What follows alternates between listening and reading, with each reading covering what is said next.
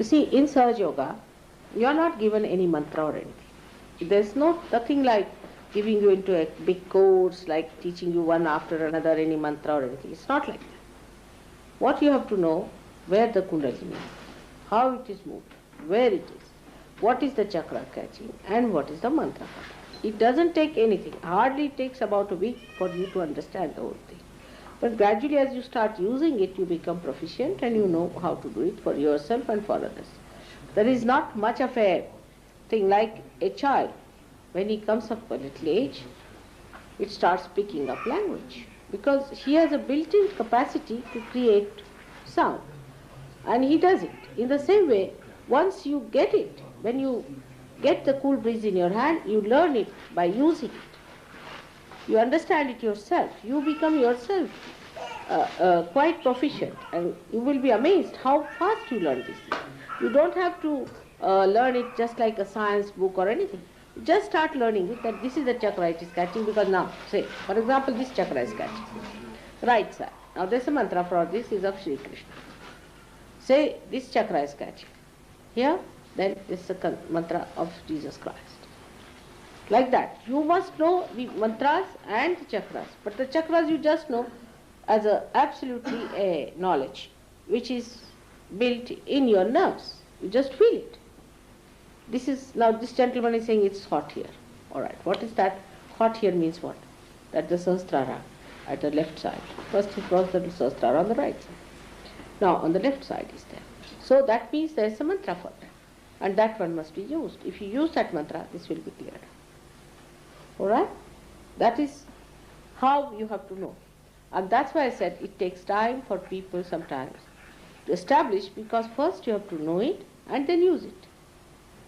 Come along. Are you come for the first time? Alright, come along. Come along with this side. So it is not a difficult thing. It is not at all a difficult thing to learn. It's very easy. You can pick it up in no time. As soon as you start using your hands on other people, please be seated. Please. All right. Just see them, some people come along. Now these people say, who are the latest who have come to Sahaja Yoga? Let's say, the latest ones. Say those who have come about a month back. See, he came back, she came back only 1 month back. And this is his first time. He was there Monday. Okay, he was there on Monday. Monday, all right. He's got it. But you see, have you been giving vibrations now? Yeah. In 1 month, it's done. So you can imagine. And you know about the chakras now? About the mantras? Yes. See? That's it. It's very simple. If you pay attention to it, you can do it much faster. There are many people who are here within a month, 1 month's time. They picked up so many things. Many like that. Within 1 month's time. It's all right. Because you become the knowledge. You start feeling it on your fingers, you know this is the chakra. If this finger is, say, burning, that means your left heart is catching. If your left heart is catching, then you know because it's burning. Then there's nothing to go to the books or anything to find out, it's just burning, it's there. Isn't it? That means the left heart is catching. Now only you have to know why, when the left heart is catching, the decoding only. What does that mean? Your hands will speak, Christ has said, alright? They will speak, I am just decoding it. Now you see for yourself if it is true or not. What does that mean? Left heart means there's a problem on the heart. Maybe the person is over hardworking. He has forgotten about his spirit. The mantra is you have to say, I am the spirit for left heart. It's so simple.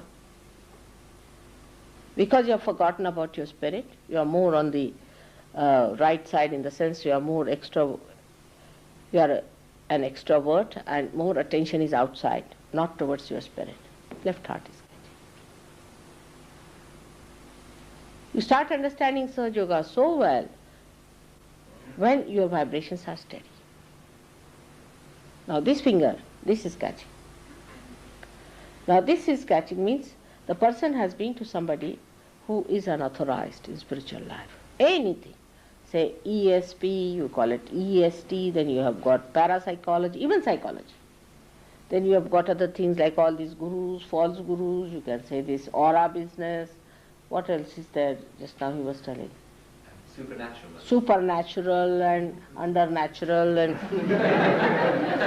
all these things, all alternatives you can think of. Anything you can think of, all these things, and the books and the lamas and the dhammas and everything.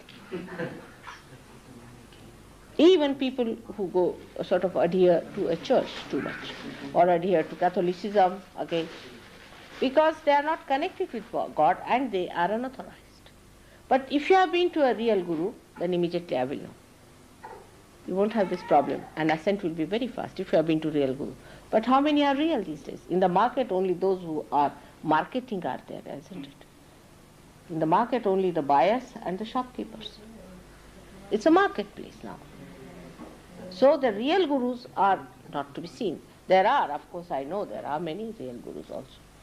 But wherever they are not in the market. I am the only person fighting them and telling them off, see. None of them are willing to come down or to concede to anything. They said these human beings are hopeless. They said 12 years you work for them, then we'll come down. They want me alone to fight the whole thing. Doesn't matter. So now it's a marketplace in which there are buyers and there are simple, naive customers.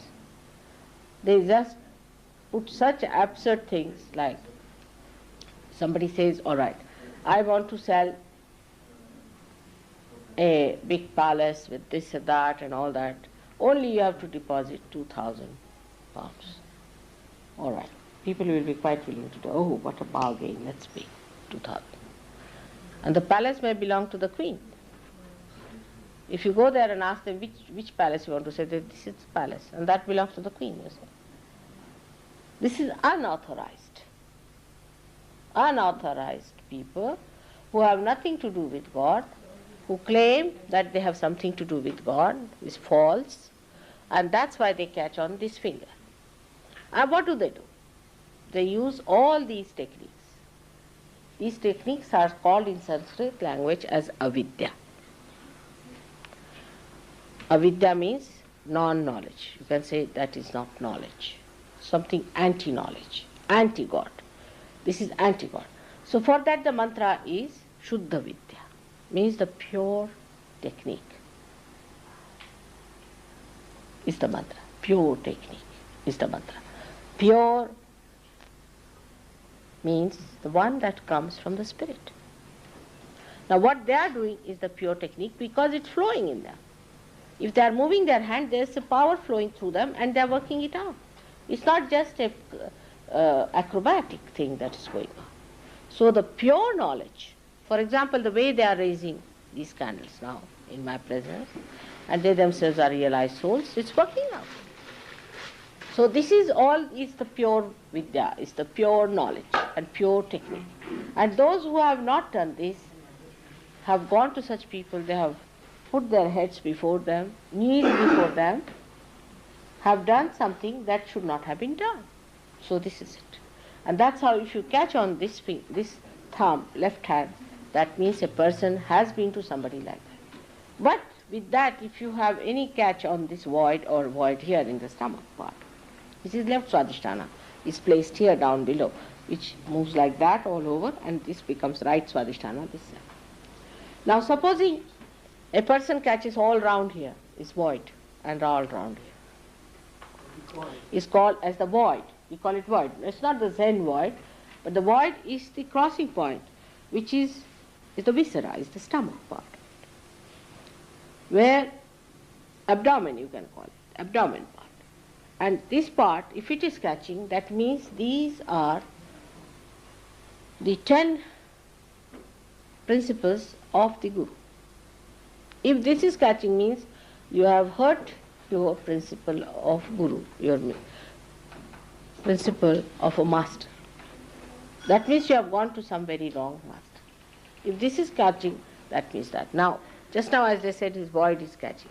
The Kundalini will be wobbling there. You can see it with your own eyes also. You can see the Kundalini, just poor things, pulsating there. You can see the whole stomach going into a trauma. And then you have to say the mantra of the primordial master. Anyone you can do it. See, Guru Nanak's name you can take, Muhammad's name you can take, all of them are prophets. Moses' name, Abraham, all these are there. So if you take their names, the Kundalini can be brought up. You can strengthen that part. Then the Kundalini is pushed up. So all these so-called yogas, also like physical yoga.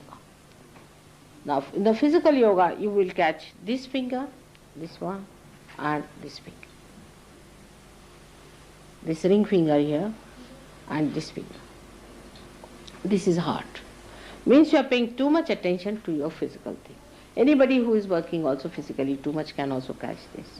Plus this. Because when you go into action too much, also, as a result of that, the fumes of your action create your ego. This is one of the biggest problems of the West, you see. They are not aware that they have a ego. But after realization, they start seeing the balloon bloating like this. They see that, and then they come and tell me, Mother, I am catching on my right arm. It's a very delicate stuff. You can't tell anybody you have got ego, that you will have it, you see. So you have to be very careful when you are talking to them. But actually, so many people felt there is ego in them, so they took to. Even people, when they feel they have too much ego, they take to alcoholism because they are frightened of themselves. They can't just bear, they want to escape that. So people are quite conscious.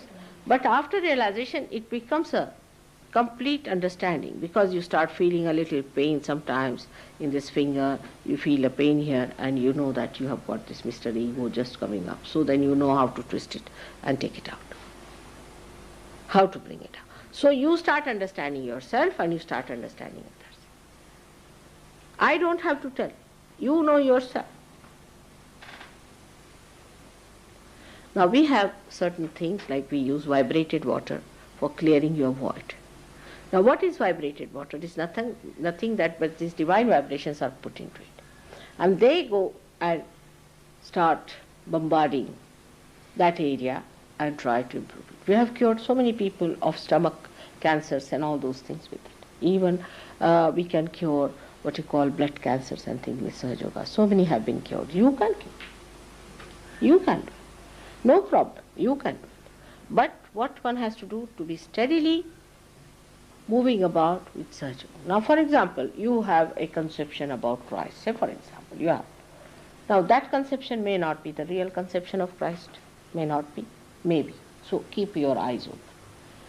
Now what I say in Sahaja Yoga, you can verify it. But do not deny it. First verify it. Supposing you go as a scientist, you have to go and see for yourself, isn't it? You just don't deny at the gate, no, this cannot be true. Because whatever you know is your own conception.